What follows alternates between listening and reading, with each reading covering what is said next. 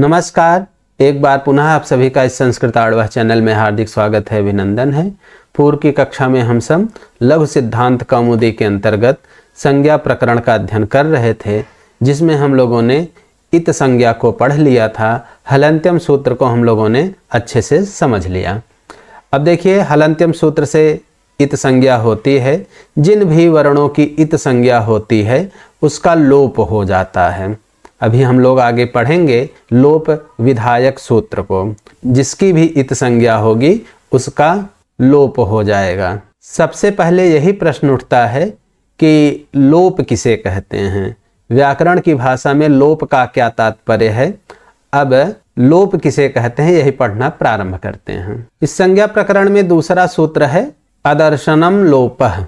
यह देखिए, यह लोप संज्ञा विधायक संज्ञा सूत्र है। लोप संज्ञा विधायकम संज्ञा सूत्रम। तो संज्ञा सूत्र क्या होते हैं, पूर्व की कक्षा में हम लोगों ने विधिवत अध्ययन कर लिया था।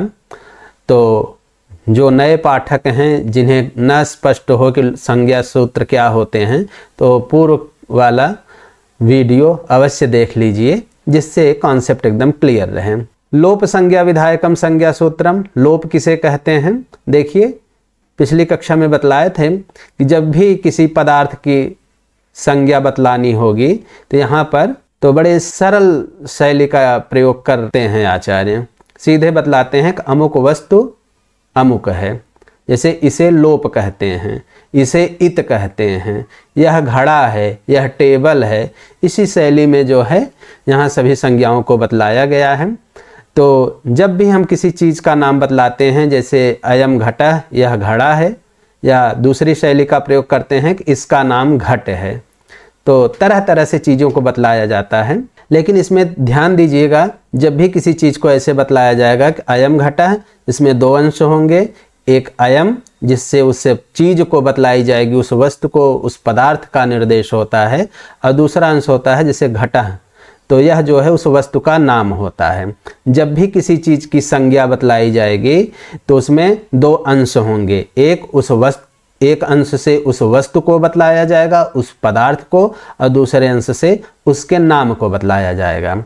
तो जिस अंश से उस वस्तु को बतलाया जाता है उसको संज्ञी कहते हैं, और जिस अंश से उसका नाम बतलाया जाता है उसको संज्ञा कहते हैं। संज्ञी अर्थात पदार्थ अर्थात वस्तु, संज्ञा अर्थात उस वस्तु का नाम। तो ये दोनों चीज़ें संज्ञा सूत्र में रहते हैं, जिसको पूर्व की कक्षा में विधिवत बतलाया गया था। अब देखिए, जो संज्ञी वाला भाग होता है उसी को पदार्थ कहते हैं, वही वस्तु है, उसी का एक नाम है नामी। और जो संज्ञा है उसको नाम कहते हैं, संज्ञा कहते हैं, और वह शब्द रूप होता है। संज्ञी जो होता है वह अर्थ रूप, और संज्ञा जो होता है वह शब्द रूप होता है। अब देखिए, अदर्शनम लोपः, लोप संज्ञा सूत्र आ गया। इसमें अदर्शनम जो है यही संज्ञी है, और लोपः जो है यह संज्ञा है। तो अदर्शन को लोप कहते हैं। अदर्शनम शब्द बना हुआ है। पहले हम इसमें आ को हटा के केवल दर्शन को समझते हैं।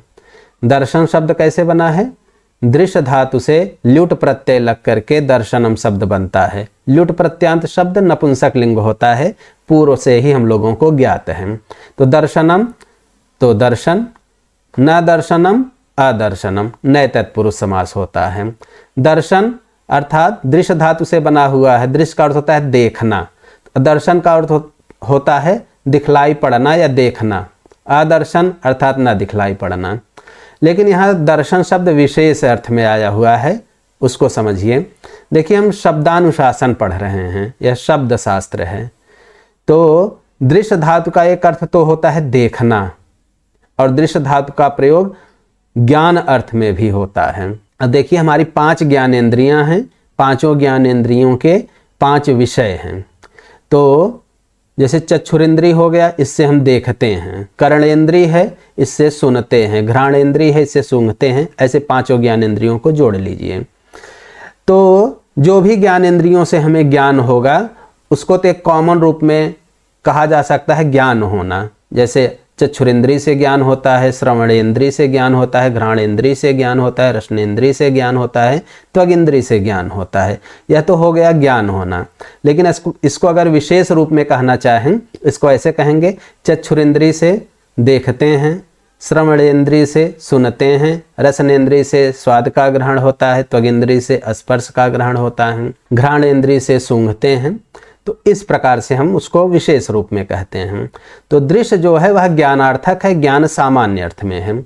अब देखिए दर्शन का अर्थ हो गया वैसे तो देखना, लेकिन ये शब्द शास्त्र हम पढ़ रहे हैं, शब्द को कोई देखता नहीं है, शब्दों को हम कानों से सुनते हैं। तो यहाँ दर्शन का अर्थ हो गया कानों से सुनना, केवल सुनना अर्थ में है। दर्शनम अर्थात श्रवणम, अदर्शनम अर्थात न श्रवणम। तो अदर्शन अर्थात न सुनाई पड़ना, किसी भी वर्ण का न सुनाई पड़ना ही लोप कहलाता है। जब भी व्याकरण में कहीं लोप शब्द का प्रयोग आए तो समझ लीजिए उस वर्ण का अदर्शन होना है, अश्रवण होना है, मतलब वो अब सुनाई नहीं पड़ेगा। नहीं सुनाई पड़ना है तो उच्चारण भी नहीं होना है। तो अदर्शन को लोप कहते हैं। अदर्शन का अर्थ है वैसे तो सामान्य अर्थ देखना, लेकिन यहाँ शब्द का विषय है तो यहाँ अदर्शन का अर्थ हो गया न सुनाई पड़ना। तो वर्ण का न सुनाई पड़ना ही लोप कहलाता है। चलिए इतना तो सूत्र के हिसाब से अर्थ हो गया। सूत्र में अभी और भी विशेष बातें हैं, लेकिन हम लोग सरल शैली अपनाएंगे ताकि आसानी से समझ में आ जाए। अब देखिए अदर्शनम लोपः 1-1-60। तो पिछली कक्षा में बतलाए थे कि यह जो संख्या लिखी गई है इसमें पहली संख्या अध्याय को बतलाती है, द्वितीय संख्या पाद को, और तृतीय संख्या जो है सूत्र की संख्या बतलाती है। 1-1-60 का मतलब हुआ अदर्शनम लोपः यह सूत्र प्रथम अध्याय के प्रथम पाद का 60वां सूत्र है। अब देखिए अदर्शनम लोपः की व्याख्या कर रहे हैं आचार्य वरदराज, वृत्ति लिख रहे हैं। प्रसक्तस्यादर्शनम लोप संज्ञम स्यात्, प्रसक्तस्य अदर्शनम लोप संज्ञम स्यात्। देखिए जैसे ही लक्षण किया गया कि अदर्शनम लोपः, वर्ण का न सुनाई पड़ना लोप कहलाता है। जैसे कोई भी वर्ण शब्द बोला जाए, अभी जैसे बोला गया राम, मान लीजिए कमल, कुछ भी बोला गया, घट, तो इसमें जैसे घट बोला गया 4 वर्ण हैं, 4 अक्षर हैं, घ अ ट अ। अगर घटः बोलेंगे तो विसर्ग भी जोड़ लीजिए, 5 हो गए। अब देखिए ये 5 वर्ण सुनाई पड़ रहे हैं, बाकी तो बहुत सारे वर्ण हैं जो नहीं सुनाई पड़ रहे हैं तो ढेर सारे वर्ण नहीं सुनाई पड़ रहे हैं। क्या इसको हम लोप कहेंगे? नहीं, इसको लोप नहीं कहेंगे। लोप उसको कहेंगे जो वर्ण वहां हो लेकिन वह सुनाई न पड़े, उसको लोप कहेंगे। इस बात को स्पष्ट करने के लिए आचार्य वरदराज लिख रहे हैं कि प्रसक्तस्य अदर्शनम लोप संज्ञम स्यात्। प्रसक्तस्य, जो प्रसक्त है, प्रसक्त मतलब देखिए सक्त शब्द जो बनता है संज धातु है, उससे अक्ता प्रत्यय लगकर बनता है। सक्त मतलब लगा हुआ, आप लोग शब्द सुने होंगे आसक्त। प्रसक्त अर्थात जो प्रसंग प्राप्त है, जो वहां पर मौजूद है, जिसकी उपस्थिति वहां है या जो वहां पर लगा हुआ है, उस वर्ण का अदर्शनम, अदर्शन ही, अश्रवण ही, न सुनाई पड़ना ही लोप संज्ञम स्यात्, लोप संज्ञा वाला होता है। प्रसक्त का अदर्शन लोप संज्ञा वाला होता है, या प्रसक्त के अदर्शन को लोप कहते हैं। प्रसक्त अर्थात जो प्रसंग प्राप्त है, जिसकी उपस्थिति वहां है, जिसको वहां होना चाहिए, अगर उसका अदर्शन हो रहा है, वो सुनाई नहीं पड़ रहा, उसकी लोप संज्ञा होगी। जैसे माहेश्वर सूत्र में आप लोगों ने पढ़ा, अयुड़ ड़ कीत संज्ञा होती है, रिल री का कीत संज्ञा होती है। जैसे आप लोगों ने अकः स्वर्ण दीर्घ कम से कम पढ़ा ही होगा, उसमें पढ़ा होगा कि अक एक प्रत्याहार है जिसमें अ ई उ रील री वर्ण आते हैं। तो जब पूछा गया कि का कहाँ गया, अयुड़ा का अड़ा कहाँ गया, तो कहते हैं उसका लोप हो गया। अब देखिए उस अक प्रत्याहार के अंतर्गत अयुड़ा रील री का अड़ा भी था, का भी था, लेकिन उसका कहा जाता है कि लोप हो। जब लोप हो जाता है तो फिर वो सुनाई नहीं पड़ता है, अ ई उ रील री, जबकि वहाँ ड़ा और का प्रसंग प्राप्त थे, उनकी वहाँ पर प्रसक्त थे, लगे हुए थे, लेकिन उनका अदर्शन हुआ, वो सुनाई नहीं पड़ रहे हैं। जब अ ई उ रील री ऐसा ही जब उच्चरित होंगे तब ये कहा जाएगा के ड़ा और का लोप हो गया है। तो यह है अदर्शन। अदर्शन अर्थात सुनाई न पड़ना, लेकिन किनका न सुनाई पड़ना? जो वहाँ पर प्रसक्त हैं, जो लगे हुए हैं, जिनकी वहाँ उपस्थिति है, लेकिन जब उनका अदर्शन हो जाए, उनका वो न सुनाई पड़े, तो उनकी लोप संज्ञम स्यात्, वे लोप संज्ञा वाले होते हैं या उसकी लोप संज्ञा होती है। यहाँ लिखा गया अदर्शनम लोप संज्ञम स्यात्। लोप संज्ञम का क्या मतलब है समझिए। इसमें बहुव्रीहि समास हुआ है। लोपः संज्ञा यस्य तत्, लोप है संज्ञा जिसकी, वह कहलाएगा लोप संज्ञम। लोप संज्ञम, अदर्शनम शब्द नपुंसक लिंग है, इसलिए लोप संज्ञम ऐसा प्रयोग हुआ। मान लीजिए यहाँ कोई पुल्लिंग शब्द होता, उसके लिए आया हुआ होता, कहते हैं लोप संज्ञः स्यात्। और अगर स्त्रीलिंग में कोई शब्द होता तो लोप संज्ञा स्यात्। तो देखिए ये हम सब ऐसे बोलने की शैली है, जैसे हम लोग एक इस प्रकार से बोलते हैं, जैसे इसका नाम राम है, या इसको कहेंगे यह राम है, या ऐसे भी बता देते हैं यह राम नाम वाला है। तो इसका नाम राम है, अस्य नाम रामः अस्ति, यह राम है, अयम रामः अस्ति, या यह राम नाम वाला है, इसको ऐसे कहेंगे अयम राम नामा अस्ति, या अयम रामाभिधानः अस्ति। तो एक ही बात को कई प्रकार से कहा जा सकता है। तो जैसे यहाँ वरदराज जो कह रहे हैं, यही कह रहे हैं अदर्शन लोप नाम वाला होता है, या इसको ऐसे कह सकते हैं अदर्शन की लोप संज्ञा होती है। तब ऐसे कहते हैं अदर्शनस्य लोप संज्ञा भवति। तो बात को कहने की अपनी अपनी शैली है, तो हिंदी में हम लोग बेहतर समझ पाते हैं। संस्कृत नया है तो उस शैली को भी समझिए, वो भी हिंदी जैसे ही लगने लगेगी। तो कहा प्रसक्तस्य, प्रसक्त का अदर्शन न सुनाई पड़ना ही। प्रसक्त का अर्थात जो प्रसंग प्राप्त है, जो वहाँ मौजूद है, जिसकी उपस्थिति है, उस वर्ण का अदर्शनम न श्रवण ही, न सुनाई पड़ना ही लोप संज्ञम स्यात्। इसको लोप संज्ञा वाला कहते हैं, या अदर्शन की ही लोप संज्ञा होती है। तो सूत्र से समझिए, अदर्शनम लोपः, अदर्शन को अर्थात वर्ण के अश्रवण को, वर्ण के न सुनाई पड़ने को ही लोप कहते हैं। तो आचार्य वरदराज ने स्पष्ट किया कि प्रसक्तस्य अदर्शनम लोप संज्ञम स्यात्।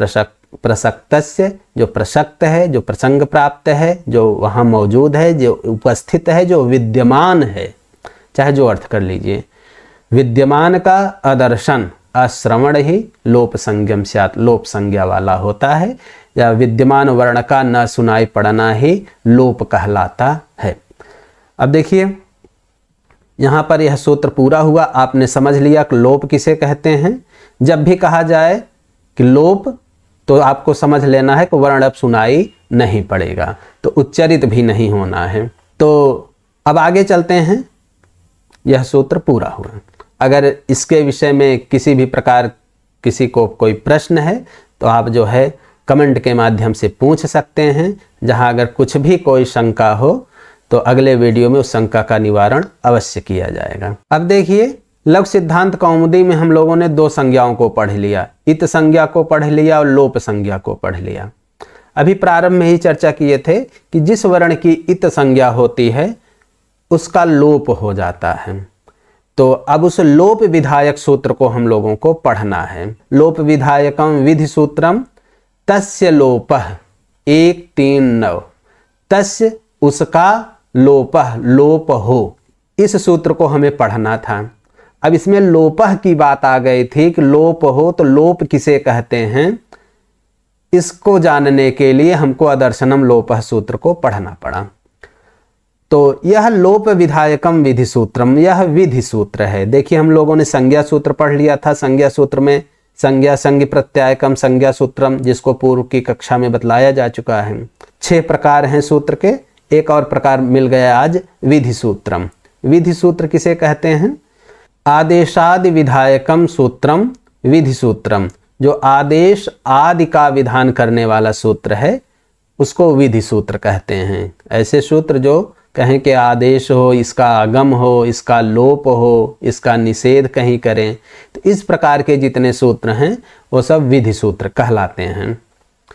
अब देखिए तस्य लोपः, इसने कहा कि उसका लोप हो, तो किसका लोप हो? अब ध्यान दीजिए, यह प्रथम अध्याय के तीसरे पाद का 9वां सूत्र है। अब इस सूत्र को समझने के लिए इसके पहले वाले सूत्रों को आप समझिए। आपने इत संज्ञा सूत्र पढ़ा हलन्त्यम, जो प्रथम अध्याय तीसरे पाद का तीसरा सूत्र है, उसी को पूरा देखिए। जैसे आपने इत संज्ञा वाले सूत्र पढ़े, हलन्त्यम को ही पढ़ा है, और उसके अध्ययन में चर्चायित उपदेशे जनुनासिक, उसके पूर्व वाले सूत्र। तो यहाँ आप देख सकते हैं कि ये पूरा इत का चैप्टर ही है। उपदेशे जनुनासिक इत हलन्त्यम न विभक्तौ तुष्मा आदिर्ङि टुडवः सह प्रत्ययस्य चुटु लशक्व तद्धिते तस्य लोपः, यही सूत्र का पूरा क्रम है, अष्टाध्यायी का क्रम है। तो यहाँ बतलाया गया उपदेशे जनुनासिक इत, उपदेश की अवस्था में जो अनुनासिक अच है उसकी इत संज्ञा होती है। हलन्त्यम सूत्र को आप लोगों ने बड़े विस्तार से पढ़ा कि जो अंतिम व्यंजन है उसकी इत संज्ञा होती है। इत संज्ञा बतलाने वाले 2 सूत्र हुए। फिर अगला सूत्र है न विभक्तौ तुष्माः, ये कुछ कंडीशन में कुछ वर्णों की इत संज्ञा नहीं होती है, ये निषेध करता है, इस यहाँ पर इत संज्ञा नहीं होगी। फिर आदिर्ङि टुडवः, ये बतलाता है कहाँ कहाँ पे इत संज्ञा होगी। इसी प्रकार से सह प्रत्ययस्य चुटु लशक्व तद्धिते, इतने सूत्र जो हैं किसकी इत संज्ञा होती है बतलाते हैं। अब देखिए इन सूत्रों को हम यहाँ पर अर्थ नहीं बतलाएंगे, काफ़ी विस्तार हो जाएगा। आगे जैसे जैसे प्रसंग आएगा आप पढ़ेंगे, बेहतर सब समझ में आएगा। अब इसमें देखिए जो उपदेशे जनुनासिक इत हलन्त्यम न विभक्तौ तुष्माः जो है यह निषेध करता है। बाकी 6 सूत्र हैं जो इत संज्ञा बतलाते हैं, इत संज्ञा वाले सूत्र हैं। कौन कौन से? उपदेशे जनुनासिक इत हलन्त्यम आदिर्ङि टुडवः सह प्रत्ययस्य चुटु लशक्व तद्धिते, ये 6 सूत्र इत संज्ञा विधायक सूत्र हैं जो इत संज्ञा करते हैं। और न विभक्तौ तुष्माः या निषेध करता है।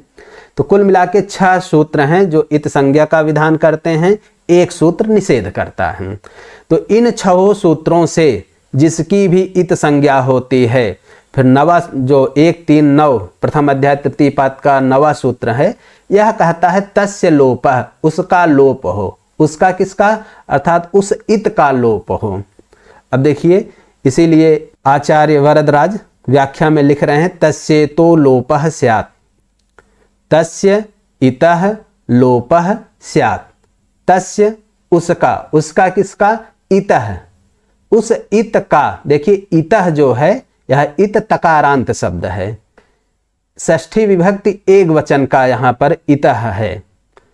इतः प्रथमा विभक्ति बहुवचन, द्वितीया विभक्ति बहुवचन, पंचमी विभक्ति एक वचन, षष्ठी विभक्ति एक वचन, 4 जगह बनेगा इतः। आप लोग रूप याद कर लीजिए तो एकदम स्पष्ट हो जाएगा। जैसे आप भूभृत का रूप याद कर लीजिए आपको मिल भी जाएगा, तो उसी तरह इत का भी रूप चलेगा। इत इतौ इतः, इतम इतौ इतः, इता इद्भ्याम इद्भि, ऐसे करके चलेगा। रूप आप लोग अवश्य याद कीजिए। तो तस्य इतः, उस इत का, उस इत का मतलब ये जो ऊपर इस सूत्र से पहले जो 6 सूत्र हैं जो इत संज्ञा को बतलाते हैं, उन सभी इत का कहता है लोपः स्यात्, लोप हो। अर्थात जिसकी भी इत संज्ञा होती है उसका लोप हो। लोप होना मतलब उसका अब अदर्शन हो जाएगा, अश्रवण हो जाएगा। तो जब भी कहा जाए लोप हो तो उसका उच्चारण नहीं होना है। तो तस्य लोपः प्रथम अध्याय तृतीय पाद का 9वां सूत्र जो कहता है उसका लोप हो। उसका किसका? उस इत का लोप हो। तो ठीक है, आचार्य ने वृत्ति लिख दी, स्पष्ट कर दिया कि तस्य इतः लोपः स्यात्। स्यात् भी स्पष्ट है, अस धातु के विधिलिंग लकार का प्रथम पुरुष एक वचन। देखिए आप लोग अपने पढ़ाई में थोड़ा सुधार कीजिए कि जब भी आप कोई भी श्लोक पढ़ रहे हैं, कोई भी शास्त्र पढ़ रहे हैं, काव्य पढ़ रहे हैं, चाहे जो कुछ भी, उसमें जितने पद आए वो पद बन कैसे रहे हैं, उन पदों में प्रकृति प्रत्यय क्या है, उस पद का, उस शब्द का लिंग क्या है, उसका रूप कैसे चलेगा, एक बार जरूर देख लिया कीजिए।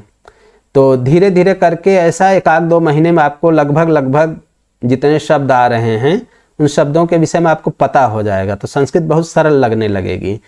अगर बहुत सरल ना लगी लेकिन समझ में तो आने लगेगी, इतना आपको समझ में आने लगेगा कि अब समझ में आने लगी है।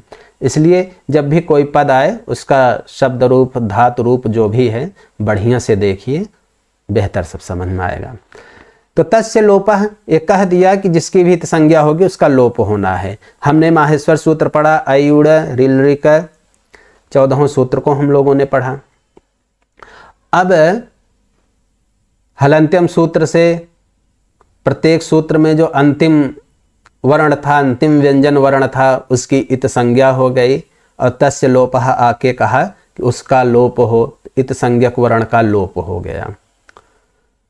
अब यहीं पर एक प्रश्न उठता है कि आपने सूत्र बनाए अयुड़ रिलरिक एओंग अयोच 14वां सूत्र, उसमें एक अंतिम व्यंजन वर्ण लगाया, फिर उसकी इत संज्ञा की और फिर उसका लोप कर दिया। अरे जब लोप करना ही था तो लाया ही क्यों आपने?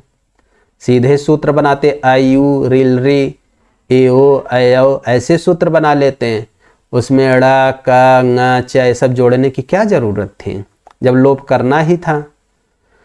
तो ऐसा प्रश्न उठ सकता है।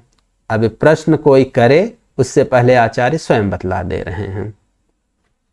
कहा कि अड़ादयो अड़ाद्यर्थाः, अड़ादयः अड़ाद्यर्थाः, अड़ादयः, अब इसको समझिए।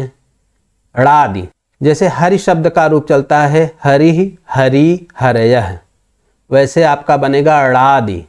अड़ादि का रूप चलेगा अड़ादि अड़ादि अड़ादयः, ये प्रथमा बहुवचन का रूप है।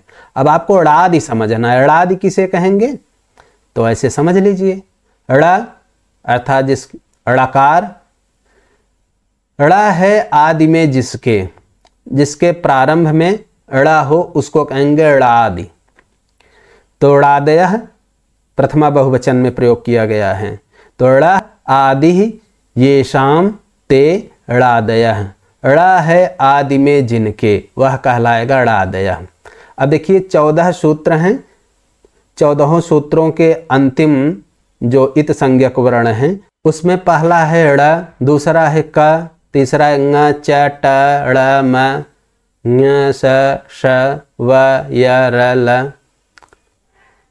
तो ये जो 14 हैं इसमें पहला है अड़ा, तो अड़ा है आदि में जिनके, वे कहलाएंगे अड़ादयः बहुवचन में।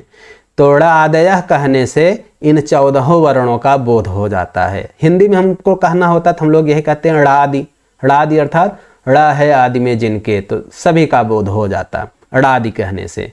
अब संस्कृत है, संस्कृत में 14 हैं तो बहुवचन है, तो इसलिए अड़ादयः प्रथमा बहुवचन में प्रयोग किया गया। तो अड़ादयः, ये जो अड़ादि हैं ये 14 इत संज्ञक वर्ण हैं जिनका लोप, जिनके लोप की बात की जा रही है। कहा यही प्रश्न उठाना है, जब इनका लोप करना ही था तो इनको सूत्र में पढ़ा ही क्यों? कहा नहीं, प्रयोजन है पढ़ने का। कहा कि अड़ाद्यर्थाः, अब इसको समझिए। अड़ाद्यर्थाः बहुव्रीहि समास है, इसमें अड़ादि को पहले आप समझिए। अड़ादि, अड़ आदि, अड़ है आदि में जिनके, उनको कहेंगे अड़ादि। आप जान रहे हैं आपके सामने 42, 43, 44 प्रत्याहारों की चर्चा आती है। ये 42, 43, 44 क्यों हमेशा तीनों की संख्या का उल्लेख करते हैं, तो इसका भी उत्तर आगे आपको मिल जाएगा। क्योंकि भगवान पाणिनि ने अपने अष्टाध्याय में 42 प्रत्याहारों का प्रयोग किया है। वार्तिककार र को भी प्रत्याहार मानते हैं, तो र को जोड़ लेने से 43 प्रत्याहार हो जाता है। और एक प्रत्याहार है जो उड़ादि सूत्रों में जिसका प्रयोग हुआ है। तो कुछ लोग मानते हैं कि उड़ादि सूत्र भगवान पाणिनि की रचना नहीं है, इस शाकटायन की रचना है। तो इस दृष्टि से अगर उनकी शाकटायन की रचना मानते हैं तो जो इसमें है च छ ज झ इय पंचम वर्ण और म यम प्रत्याहार जो है उड़ादि सूत्रों में उसका प्रयोग हुआ है। अगर उड़ादि सूत्र पाणिनि की रचना नहीं है तो उस हिसाब से 42 प्रत्याहार और उड़ादि सूत्र यदि भगवान पाणिनि की कृति है तो 43 प्रत्याहार, और र को भी प्रत्याहार मानने पर 44 प्रत्याहार की बात आती है। ये आगे धीरे धीरे स्पष्ट होगा। इसलिए जो भी प्रत्याहार हैं 42, 43, 44, तो इन प्रत्याहारों की सिद्धि के लिए ही ये इत संज्ञक वर्ण हैं। तो अब इसको समझिए। अण है आदि में जिनके, अण आदि येषाम ते अणादय, बहुव्रीहि समास। अण है आदि में जिनके, वे कहलाएंगे अणादय। अणादि शब्द है, रूप चलेगा अणादि, अणादि, अणादय, प्रथमा बहुवचन में बनेगा। तो अणादय कहने से सभी प्रत्याहारों का बोध हो जाता है। तो जो अणादय, तो अणादय अर्थः येषाम ते अणाद्यर्थाः।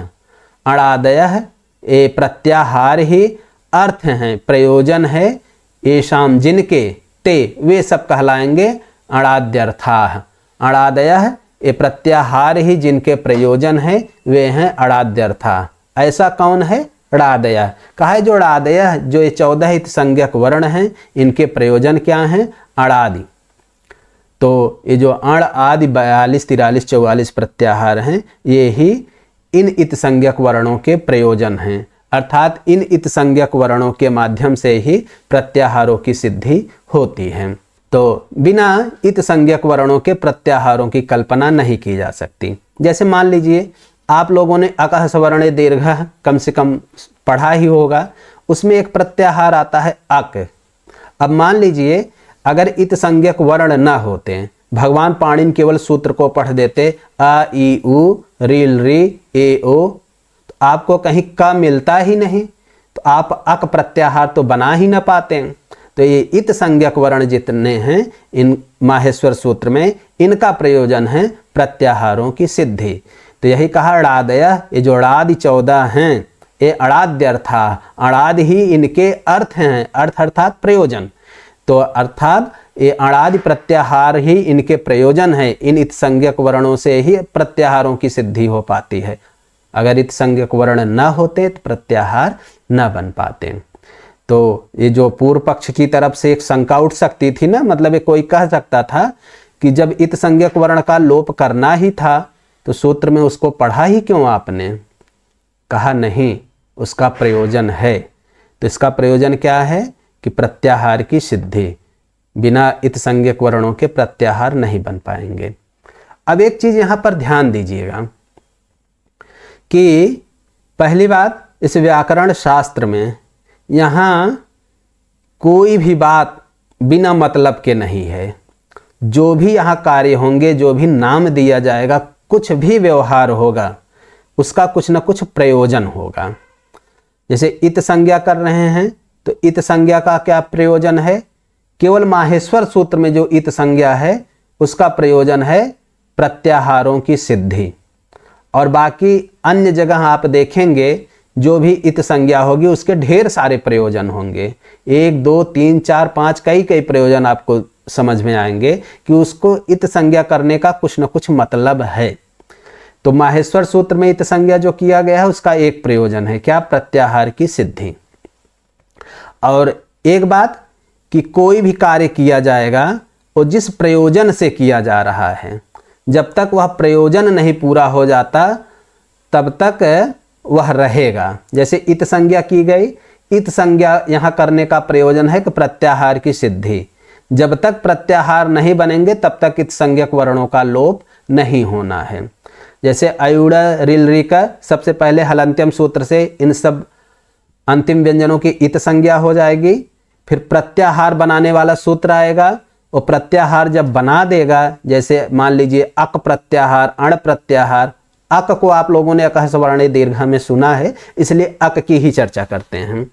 अक प्रत्याहार तो अयुड़ा रिलरिक, ये दो सूत्रों से शुरू का आ लिया, रिलरिक का क लिया, तो अक बन गया।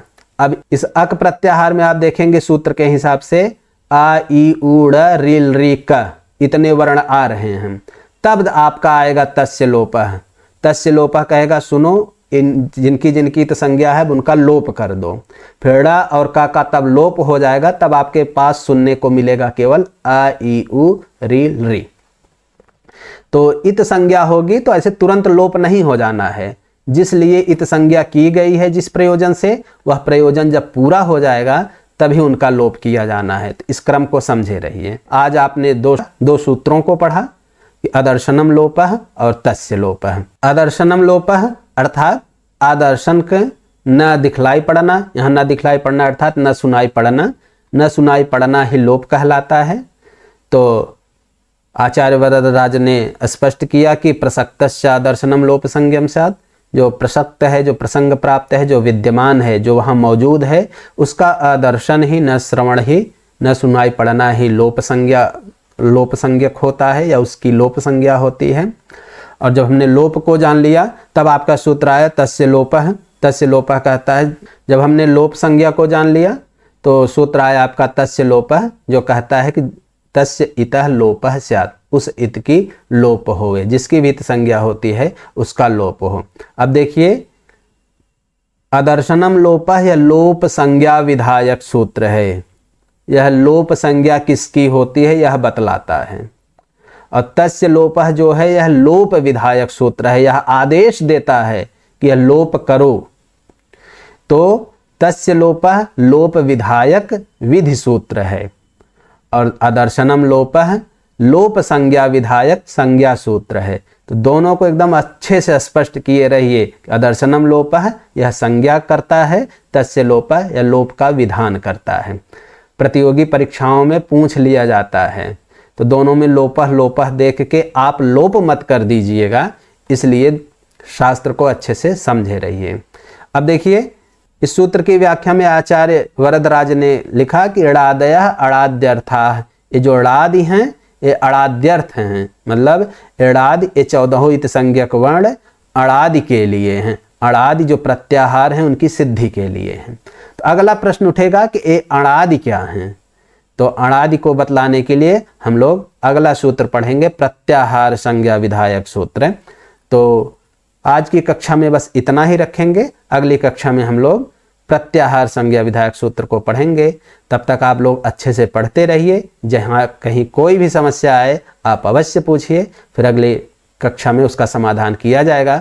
मिलते हैं फिर अगली कक्षा में, तब तक के लिए नमस्कार।